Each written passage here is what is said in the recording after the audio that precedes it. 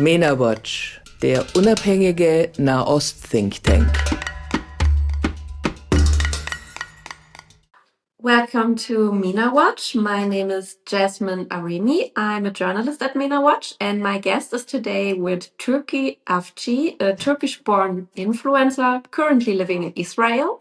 She is studying political science, communication, and journalism at the Hebrew University of Jerusalem. And with over 13,000 followers, she got a unique perspective on Turkish-Israeli relations, as well as about anti-Semitism and a Kurdish perspective, and experiences of minorities in the Middle East. And this is also what I want to talk about with her today. So welcome, Miss Avci. Nice that you're here. Thank you. Thank you so much for the beautiful words. And I'm so happy to be here. You grew up in Turkey and now live in Israel. Could you tell us about your journey and how you get there? Of course, I didn't grow up in a pro-Israel family. My family is quite left-wing, but like my grandparents, my family also has religious roots. So I took the narrative from both of them. But then I actually wanted to come and study here. And my both parents are activists, and I always wanted to be in politics. I wanted to study politics. I wanted to be a journalist, and Israel was a great place to do it. And I never could have sympathy with the Palestinian issue, because I was seeing that it's actually a threat to my secular values, my Turkish ethnicity values. So I wanted to come to Israel and see it with my own eyes and study one of the best universities in the world. So I'm here now. How do you like it? I love it. How has your personal journey shaped your political stance, especially regarding Israel and the Middle East? It changed a lot. I grown a lot. Like I became almost a different person. I didn't come Israel as like a pro-Palestinian person. I already like had some facts, but still I met with Israelis from right wing, left wing. I met with Palestinians, and I lived through October 7th, and I've been here throughout the war, and so everything has changed for me, like my perspective, my stance, and I think I will keep changing, and hopefully in a good way. What does it mean for you as a woman from Turkey to speak publicly about Israel, anti-Semitism, and democracy? Like it's a one-way ticket. Like when I decided to do it, even like on October 7th, when I decided to post something about it, call Hamas terror organization, I knew it was a one-way ticket. And when I get into this road, there's no way back, and I will always known as a woman, the Turkish woman that supported Israel, and so they can. I know the people, like radical people, will think that they can justify any kind of attack against me. They can say conspiracy theories about me, about my life, about my personality, and I knew it was going to be a tough way, and it is. And like I'm living it, and sometimes when I read about things they say about me, and like they're so sure about it, and I'm just like I'm just like shocked. And but I knew it was like throwing myself into fire. But I think I did the most beautiful choice, and I'm not regret about it. Do you experience a lot of threats online or in real life about it?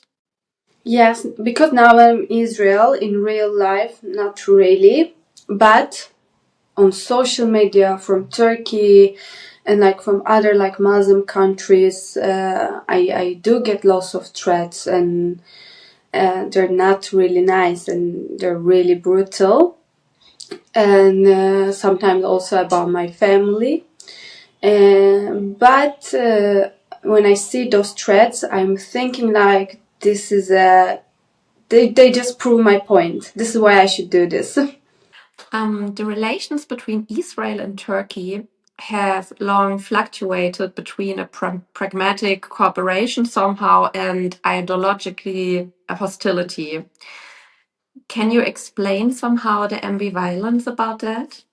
First of all, Palestinian issue, perfect case for leaders like Erdogan, for dictators, for failed leaders to reshape their society or their society's ideological structure the way they want to.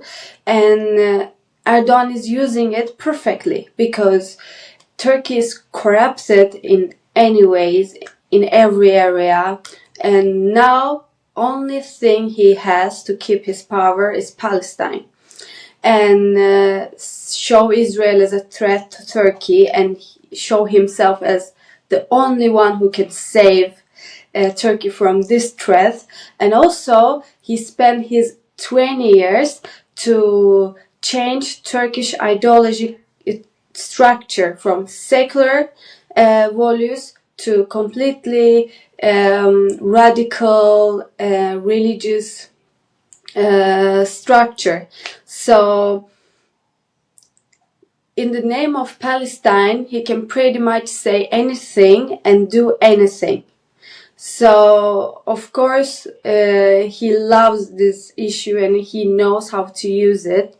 And but on the other hand, as you said, most of the Turkish people believe he continues his trade relations with Israel, such as oil from Azerbaijan, it goes through from Turkey, and a couple of more stuff. Most of the Turkish people, even pro-Palestinians, believe it still goes on behind the doors, and it's such a radical Islamic approach. Like it's really similar. Like they all send their kids to study in Europe, in out of Turkey, in Western countries, but they always say their own people to send their kids to religious schools. So I think it's really radical Islamic politician approach, and so this is how I can explain this. How deeply is this kind of view rooted in the attitude of Turkish society? I think it used to be more, but now, like, the Turkey, the economy is really bad. Everything is just going so bad, and people are just not happy with their life, with how the country is going. So they don't want Palestine to be priority right now. Talking about Palestine to be priority, and also even pro-Palestinians now in Turkey, they don't believe Erdogan's stance, and they don't think his words and his actions are matching, and they know that he says those stuff not because he cares about Palestinian people, because he cares about how he can use it, how he can shape our society. So of course he still has some kind of support and it's rooted in some parts, but I don't think it's not impactful as it was. Do you see any political or civil forces within Turkey to be genuinely interested in a rapprochement with Israel? I think it's not a priority for them now. As I said, there are lots of things we need to change and we need to improve inside Turkey before we fix the relations with Israel. And once we fix the issues with democracy, justice, freedom of speech, it will come naturally. So people don't really want to align themselves with Israel and Turkey issue right now. Of course, they're uncomfortable with Hamas is making Turkey their home and everything. But I think this is not a priority for them now. And how it is about the Kurdish people in Turkey, especially minorities, right about now with the inner political issues and also the outer political issues or relations. Like you mean with the relations with Israel? It's, like most of people, they think, I don't know, outside of Turkey, they think the Kurdish population, especially organizations, they have sympathy towards Israel. But this is not true. Like, there are two parties in parliament, Kurdish parties, and one of them, even though they don't really have support, they have like 1% vote, but still they're Kurdish Hezbollah and Sunni Hezbollah, and they have strong anti-Israel stance. And the strongest Kurdish party, they're leftist, and they didn't condemn October 7. They condemned every Israeli attack towards to Hamas or Hezbollah. They even condemned Nasrallah's death, which was really surprising for us because Nasrallah himself killed so many Kurds. And also the Kurdish people in Turkey, they are either religious or leftist. So yes, now with the everything is going on, I think there are some saying voices, and they also support normalization with Israel. And but I cannot say in Kurdish population in Turkey the pro-Israel stance is rooted. Do you see any parallels or differences between the treatment of Kurdish minorities in Turkey and anti-Semitism from the society and also from the government? It comes from the same fascist roots and same groups, but it's different because, first of all, Jews in Turkey, they don't want their Turkish identity to be questioned. They want to be identified as Turk, like me. Like they say, their only difference is their religion. They've been in that land for 500 years. They were always loyal to Turkish governments. But on the other hand, the Kurdish minorities, they want to identify it as Kurds. Like, they don't want to say we are Turks, our identity is Turkish. And the same group that hated the Jews and Kurds, they hated them for different reasons. They hated Jews because they identify as Turks, and they hated Kurds because they don't identify as Turks. So, and also unfortunately in the Kurdish side, there's armed resistance involved, and the Jewish side, anti-Semitism just appears because they're Jews. Like, there's no incident happened from Jews in Turkey. No, never. They fought in army, they were really involved in Turkish communities, and they identified as Turks, but still they faced with anti-Semitism for nothing. And so there are some similarities and also some differences, but it always comes from the same exact group and same fascist roots. When we see now the bigger picture, like anti-Semitism is spreading worldwide, actually, how widespread can we imagine the anti-Semitism in the Turkish society and official politics? Unfortunately, after October 7, quite a lot, which is really ironic and sad because October 7 was the day we should stand next to Jewish people and against the massacre that happened to them. But the Turkish media and Turkish society use it as to justify their anti-Semitism. And now I see media, I watch news, and I see that it became so normal to say anti-Semitic conspiracy theories, things against Jews, not against Israel, like specifically against Jews. And now it's really spreading by media. and using Israel and Palestine conflict.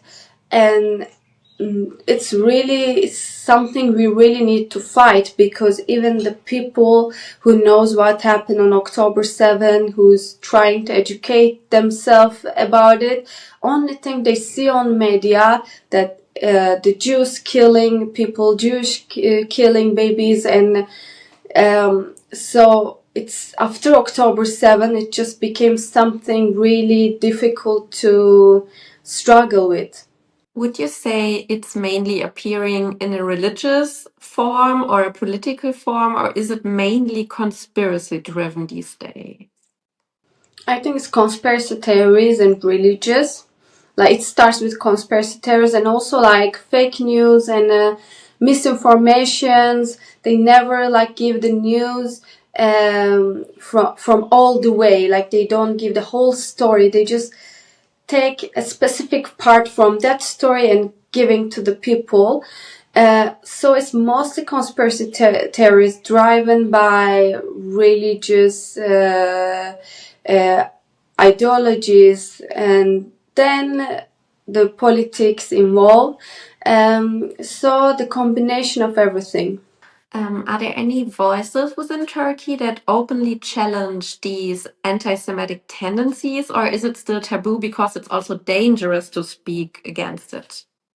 When it's something anti-Semitic, there are still intellectual and sane voices that goes against it. But when it's like anti-Israel, it's a bit difficult to talk about it. But when it's attack to Jews, especially Jews in Turkey, there are still like loud and sane voices, and this is a hope. Do you think that Turkish media and social networks play a big role in spreading narratives about that? Of course, they play the biggest role, because now they're afraid to talk about what's going on in Turkey, the corruption in Turkey. The only thing they can talk about the Israeli government, because they cannot talk about Turkish government. They talk about the Israeli government, and this is what they can only talk about, and they don't. And they have to talk about the way government wants them to talk. So media plays the biggest role here. And what changes would be necessary for Turkish politics and society to develop a more nuanced view of Israel and Jewish life? First of all, we need to change everything. We need to fix our democracy. We need to fix our justice system. We need to take out our journalists, politicians from jails. And then everything is going to be slowly fixed. And also we need to start working like more and more to show Israel is not the threat is Hamas. And this is what our media is not talking about. They keep talking about Israeli threat, but if you're taking Hamas to my country and let them lead their terror attacks in Israel and fund them and make yourself a side of a war, you cannot complain, oh, Israel is a threat to us, Israel doesn't like us. And so everything needs to change, and the moment it change, also we're gonna fix the relations with Israel, I believe. And do you think that Kurdish voices could play a role in that process? Of course, but I don't really know, because now the political atmosphere in Turkey is really difficult. Now, if a Kurdish sane voice would come up and say we need to fix relations with Israel, media can present it as Kurdish-Israel cooperation and like much bigger threat and like conspiracy theories more and more. So it's in Turkey, like I cannot really say if it will be helpful or harmful, but I hope it will be helpful one day. Yeah, thanks for your opinions on that. How much support and I don't know, like positive, outspoken things do you hear or experience in Israel for your perspective on Israel-Turkish relations? Oh, a lot. Like Israelis, they just get so emotional when they hear my story and how I wanted to do this, and they just like they just keep texting me. I get endless DMs, and I get so many beautiful support in Israel, and it's really nice. So thank you a lot for your time today. We will link your social media profile in the interview so that everybody can also look up your profile if interested. Thank you a lot for your time and your effort, and we are wishing you a good rest of the year and have a good time. Thank you so much. You too. Mena-Watch, der unabhängige Nahost-Thinktank. Besuchen Sie auch unsere Website. Dort finden Sie täglich neue aktuelle Berichte und ausführliche wissenschaftlich fundierte Hintergrundanalysen zur Geschichte und Gegenwart der MENA-Region.